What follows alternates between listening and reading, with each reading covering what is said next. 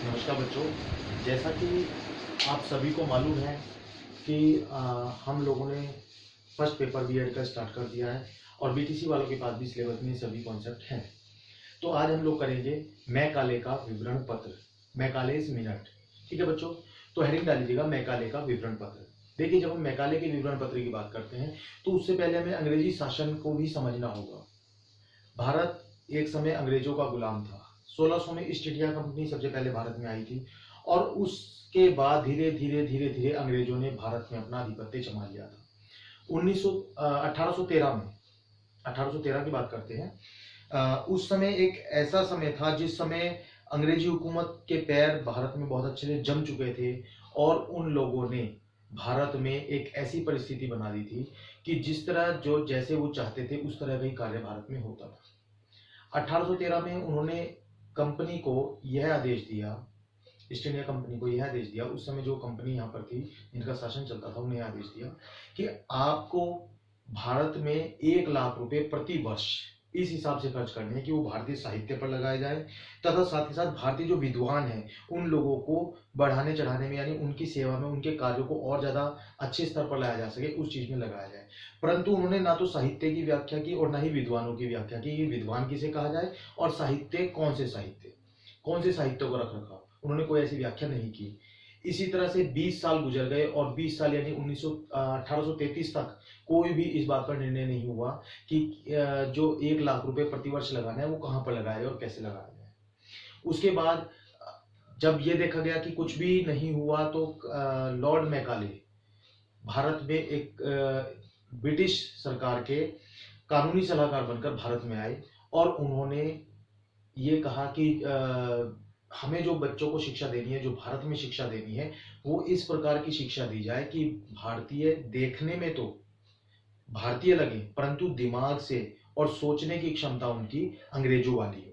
यानी उन्हें ऐसी शिक्षा दी जाए कि वो अंग्रेजों की तरह काम करने लगे। देखने में, रंग रूप में तो भारतीय लगे परंतु सोचने में और कार्य करने में उनका सारा ढंग टोटल किस तरह का हो, केवल अंग्रेजों की तरह हो। यानी उन्हें केवल अंग्रेजी शिक्षा दी जाए और ईसाई धर्म का उन्होंने प्रचार प्रसार किया। तो ये एक ऐसा समय था जब 2 फरवरी 1835 को लॉर्ड मैकाले ने अपना विवरण पत्र पेश कर दिया। और जब उन्होंने अपना विवरण पत्र पेश कर दिया तो उसमें ये सब चीजें लिखी हुई थी कि भारतीयों को सिर्फ और सिर्फ अंग्रेजी शिक्षा दी जाए। हिंदी शिक्षा का पूर्णतः विरोध किया, भारतीय शिक्षा का पूरी तरह उन्होंने विरोध किया और कहा कि सिर्फ जो शिक्षा देनी है, जो शिक्षा के ऊपर बल रखना है, वो किस प्रकार की शिक्षा हो, केवल और केवल अंग्रेजी शिक्षा। और इसी के साथ उनका ये जो पत्र प्रस्तुत किया गया 7 फरवरी 1835 को ब्रिटिश पार्लियामेंट ने इस विवरण को स्वीकार कर लिया। 7 मार्च 1835 को इसे स्वीकार कर लिया और स्वीकार करते ही मैकाले का विवरण पत्र पूरी तरह से लागू हो चुका और भारत में अब एक ऐसी स्थिति बन चुकी थी कि वही व्यक्ति सरकारी नौकरी पर, वही व्यक्ति उच्च पद पर आसीन हो सकता है जो व्यक्ति अंग्रेजी भाषा को जानता हो, जो ईसाई धर्म को अपनाने वाला हो। तो इस विवरण पत्र में क्या था, थोड़ा सा हम लोग लिखने की कोशिश करेंगे। लिख लीजिएगा, हेडिंग डालिएगा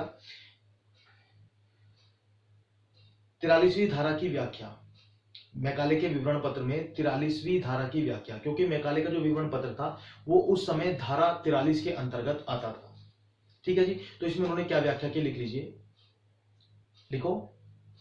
2 फरवरी 1835 को मैकाले ने ब्रिटिश पार्लियामेंट में एक कानूनी सलाहकार होने के नाते अपना विवरण पत्र प्रस्तुत किया जिसमें उन्होंने यह बताया कि भारतीय शक्ल से तथा रंग रूप से भारतीय दिखें परंतु उन्हें ऐसी शिक्षा दी जाए, यानी अंग्रेजी की शिक्षा दी जाए जिससे वो सभी कार्य अंग्रेजों की तरह करने लगे, उनकी सोच, उनके बोल अंग्रेजों वाले हैं। और ईसाई धर्म की शिक्षा भी उन्हें दी जाए। भारत में यदि कोई सरकारी नौकरी प्राप्त करना चाहता है तो उसके लिए उसे सबसे पहले ईसाई धर्म को अपनाना होगा और इसके साथ साथ कौन सी, अंग्रेजी शिक्षा को धारण करना होगा। उन्होंने भारतीय साहित्य, जो कि कौन से थे, संस्कृत भाषा थी, उस भाषा का खुलकर विरोध किया, भारतीय साहित्यों का खुलकर विरोध किया। उन्होंने कहा कि भारत में इन सब चीजों को धीरे धीरे खत्म किया जाए क्योंकि भारतीयों के ऊपर एक अपना शिकंजा कसने का उनके पास मात्र एक साधन था कि भारतीय को ऐसी भाषा में लिप्त कर दिया है, क्योंकि जो भारतीय हिंदी बोलते थे वो अंग्रेजों को समझ में नहीं आती थी। तो उन लोगों के सामने ये भी समस्या थी कि हम इन्हें भारतीयों को कैसे समझे, क्या बात करते हैं, कैसे करते हैं। तो उन्होंने कहा इन्हें इस तरह का बना दिया जाए कि ये लोग अंग्रेजी के साथ मिक्स हो जाए, उनके बोल, सोच, कार्य सब चीज इनकी अंग्रेजों वाली हो जाए, जिससे हम इन लोगों को आसानी से समझ सके और उनके ऊपर लंबे समय तक हम लोग राज कर सके। तो ये उनकी चाल थी। और उन्होंने 43वीं धारा की अपनी किस प्रकार व्याख्या की, उसमें उन्होंने क्या क्या लिखा। उन्होंने एक तो उसमें लिखा कि धनराशि जो 1 लाख रुपए है उसका व्यय किस प्रकार किया जाए। दूसरा उन्होंने बताया साहित्य शब्द का सही अर्थ क्या है, और साहित्य शब्द का सही अर्थ में उन्होंने बताया, क्या बताया कि साहित्य क्या है, अंग्रेजी। भारतीय साहित्य और भारतीय भाषा का उन्होंने विरोध किया, यानी संस्कृत भाषा का विरोध किया और भारतीय साहित्य का विरोध किया, और उन्होंने अंग्रेजी को ही साहित्य माना जो उनकी अपनी भाषा थी। ठीक है जी। उसके बाद उन्होंने बताया भारतीय विद्वान। भारतीय विद्वान कौन है, उन्होंने विद्वानों की जो व्याख्या की उस विद्वान में बताया कि विद्वान सिर्फ वही है जो अंग्रेजी भाषा को जानता हो, जो ईसाई धर्म को मानता हो। उनका अपने विवरण पत्र में एक और चीज उन्होंने बताई, उन्होंने कहा कि भारतीयों को ये सब शिक्षा केवल उच्च जो लोग हैं, उच्च पद पर जो आसीन है, केवल उन्हें ही शिक्षा दी जाए, जिससे यदि हम उन लोगों को शिक्षा देंगे तो वो छन छन कर, जब हम भारतीयों को शिक्षा देंगे जो उच्च पद पर आसीन है, तो उनसे शिक्षा छन कर छोटे व्यक्तियों तक आ जाएगी, जिसे उन्होंने छन्नी का सिद्धांत भी कहा है। कई बार पूछ लिया जाता है एग्जाम में, छन्नी का सिद्धांत क्या है, या इसमें पूछा जाता है नित्यानंदन का सिद्धांत क्या है। नित्यानंदन का सिद्धांत, नित्यानंदन का सिद्धांत और छन्नी का सिद्धांत। कई बार इंग्लिश में पूछा जाता है फिल्ट्रेशन थ्योरी क्या है। ठीक है, तो कंफ्यूज नहीं होना, तीनों चीजें एक ही है। और इसमें सिर्फ ये बताया कि जब हम उच्च वर्ग को शिक्षा देंगे तो उनसे छनकर छोटे में, उससे छनकर छोटे में, उससे छनकर छोटे में, ऑटोमेटिक छन छनकर सभी में छोटों तक शिक्षा पहुंच जाएगी। तो इनका जो मुख्य उद्देश्य था वो ये था कि हम जो शिक्षा दें वो सिर्फ उच्च वर्ग को शिक्षा दें, ताकि निम्न वर्ग तक ऑटोमेटिक पहुंच जाए और हमें निम्न वर्ग के लिए शिक्षा पर व्यय न करना पड़े। हालांकि कुछ लोगों ने ब्रिटिश पार्लियामेंट में इसका विरोध भी किया, परंतु फिर भी 7 मार्च 1835 को इस विवरण पत्र को पूरी तरह हस्ताक्षर कर वैलिड कर दिया गया, और यही मैकाले का विवरण पत्र है। तो हेडिंग डाल लीजिएगा इसके बाद, धारा की व्याख्या के बाद लॉर्ड मैकाले के सुझाव। लॉर्ड मैकाले ने अपने विवरण पत्र में कौन कौन से सुझाव दिए थे, लिखिएगा। नंबर 1, भारतीय साहित्य एवं हिंदी भाषा का विरोध। भारतीय साहित्य एवं हिंदी भाषा का, भारतीय साहित्य, हिंदी भाषा एवं संस्कृत भाषा का विरोध। फिर लिखिएगा पाश्चात्य संस्कृति, पाश्चात्य संस्कृति एवं अंग्रेजी भाषा का पक्ष। उन्होंने पाश्चात्य संस्कृति और अंग्रेजी भाषा का पक्ष रखा। उन्होंने कहा कि पाश्चात्य जो संस्कृति है और अंग्रेजी भाषा है उसे महत्व दिया जाए। इसके बाद उन्होंने कहा कि बच्चों को जो पढ़ाया जाए वो भी मीडियम उनका अंग्रेजी माध्यम हो, यानी बच्चों को जो शिक्षा दी जाए वो सिर्फ और सिर्फ अंग्रेजी माध्यम से बच्चों को शिक्षा दी जाए, जिससे बच्चे उनका, मैंने जो अभी आपको बताया कि दिमाग से देखने में और रंग रूप से वो भारतीय हो, परंतु उनका कार्य करने का ढंग, उनकी सोच सिर्फ कैसी हो, अंग्रेजों जैसी हो। तो उसके ऊपर उन्होंने बल दिया। और उन्होंने कहा उच्च शिक्षा, जो उच्च वर्ग के लोग हैं उन्हीं को केवल शिक्षित किया जाए, यानी उच्च वर्ग के लोगों को यदि हम शिक्षा देंगे तो वो छन छन कर ऑटोमेटिक लोगों में आ जाएगी, जिसे उन्होंने नित्यानंदन का सिद्धांत भी कहा है। ठीक है जी।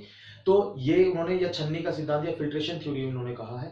ठीक है, तो ये भी उन्होंने कुछ अपनी विवरण पत्र में चीजें रखी थी। और एक लास्ट चीज उन्होंने जो कही थी, उन्होंने कहा कि शिक्षा के क्षेत्र में धार्मिक चीजों को अवश्य लाया जाए, शिक्षा में धर्म को जरूर पढ़ाया जाए। और धर्म किस तरह का, उन्होंने भारत जो सनातन धर्म था या मुस्लिम धर्म था, उन चीजों का विरोध करते हुए उन्होंने ईसाई धर्म को फॉलो करने के बारे में कहा कि भारतीयों के अंदर धीरे धीरे जब हम उच्च वर्ग के लोगों को ईसाई धर्म को फॉलो करने पर मजबूर कर देंगे तो उन्हें देखकर ऑटोमेटिक निम्न वर्ग अपने आप ही ईसाई धर्म को फॉलो करने लगेगा, और हमें सिलेबस में, पाठ्यक्रम में ईसाई धर्म को पढ़ाया जाना अति आवश्यक कर देना चाहिए। तो ये भी उन्होंने अपने विवरण पत्र में दिया था। तो ये 5 चीजें उन्होंने दी थी, और जिसके आधार पर उनका विवरण पत्र ब्रिटिश पार्लियामेंट में एक्सेप्ट कर लिया। ठीक है जी। इसके बाद हेडिंग डाल लीजिएगा मैकाले के विवरण पत्र के गुण। मैकाले के जो विवरण पत्र थे उसमें क्या क्या गुण थे वो लिख लीजिएगा। जो इसके पॉजिटिव जो इन्होंने बताए थे वो क्या क्या थी, लिख लीजिएगा। एक तो अंग्रेजी भाषा का विकास करना, ये इसका गुण था उस समय का। भारतीय मातृभाषा हिंदी, भारतीय मातृभाषा तो अभी बनी है, उस समय की हिंदी और संस्कृत भाषा थी, भारतीय हिंदी और संस्कृत भाषा का विरोध करना, ये उस समय का उनका एक गुण ही कह सकते हो आप, क्योंकि उन्होंने अपने इसमें दिया था। भारत को प्रगतिशील बनाना, उनका ऐसा उद्देश्य था कि भारत को प्रगतिशील बनाया जाए। शिक्षा का माध्यम अंग्रेजी बनाना, जिससे लोग अंग्रेजी भाषा को बोल सके, पकड़ उनकी हो सके। और लिख लीजिएगा धार्मिक शिक्षा को आधार बनाना। उन्होंने धार्मिक शिक्षा को भी आधार बनाया। ठीक है, ये उनके गुण भी थे, और अगर एक हिसाब से देखा जाए तो कहीं ना कहीं दोष भी थे। लिख लीजिएगा, दोष में लिख लीजिएगा अंग्रेजी भाषा को माध्यम बनाया गया, केवल अंग्रेजी भाषा को माध्यम बनाया गया, ये लिखना है इसमें, क्योंकि अंग्रेजी भाषा को तो माध्यम बनाया ही गया था। हमने पॉजिटिव में भी लिखा है, नेगेटिव में लिख सकते हैं। केवल अंग्रेजी भाषा को माध्यम बनाया गया, शिक्षा केवल उच्च वर्ग के लोगों के लिए, केवल केवल ईसाई धर्म की शिक्षा का प्रचार प्रसार करना। हाँ जी, और लिखिएगा साहित्य की सही व्याख्या नहीं, साहित्य की सही व्याख्या नहीं, भारतीय विद्वानों की सही व्याख्या नहीं, क्योंकि भारतीय विद्वानों ने किसे कहा, जो अंग्रेजी बोलना जानते हो। साहित्य उन्होंने कौन सा कहा, जो अंग्रेजी में हो, है ना। तो ये उनके कुछ दोष थे, तो ये उनके कुछ गुण थे और दोष थे, और मैकाले का पूर्ण ये विवरण पत्र था। जब भी क्वेश्चन आपसे पूछा जाता है तो पूछा जाता है मैकाले का विवरण पत्र की का विस्तार पूर्वक चर्चा कीजिए। तो आपको उसमें क्या क्या बताना है, मैकाले का विवरण पत्र कैसे कैसे, जो मैंने बताया आपको 1813 से स्टार्ट हुआ, 1835 में 2 फरवरी 1835 को उन्होंने ब्रिटिश पार्लियामेंट में रखा एक कानूनी सलाहकार होने के नाते, और 7 मार्च 1835 को उसे पूर्णतः पार्लियामेंट में एक्सेप्ट कर लिया गया, उसे मान्यता मिल गई और उनका विवरण पत्र फॉलो होने लगा। इसके साथ साथ फिर आपको बताना पड़ेगा इसके इन्होंने किन धारा 43 जिसके ऊपर इन्होंने काम किया, 43वीं धारा के ऊपर इन्होंने काम किया, और उसमें 3 चीजों पर बल दिया, वो बताने पड़ेंगे, और उसके बाद इनके क्या क्या गुण थे वो बताने पड़ेंगे, दोष बताने पड़ेंगे, और इसी के साथ साथ आपको बताना पड़ेगा कि इसका छन्नी का सिद्धांत या नित्यानंदन का सिद्धांत कौन सा है, फिल्ट्रेशन थ्योरी कौन सी है, उसके बारे में भी आप लोगों को बताना पड़ेगा। कई बार शॉर्ट क्वेश्चन में भी फिल्ट्रेशन थ्योरी पूछ ली जाती है। तो बच्चों ये था आज का हमारा आज का मैकाले का विवरण पत्र। आई होप कि आपको समझ में आया होगा मैकाले का विवरण पत्र 1835। बहुत बहुत धन्यवाद, बहुत बहुत शुक्रिया। घर पर रहिएगा, स्वस्थ रहिएगा, सेफ रहिएगा, अपना बहुत ध्यान रखिएगा। बहुत बहुत शुक्रिया। यदि आप लोग जूम ऐप से क्लास नहीं अटेंड कर रहे हैं तो मेरी आपसे रिक्वेस्ट है, आप जितना हो सके ज्यादा से ज्यादा बच्चे जूम ऐप से भी क्लास अटेंड कीजिएगा। उसमें वीडियो के अतिरिक्त आप लोगों को पढ़ाया जाता है। बहुत बहुत धन्यवाद।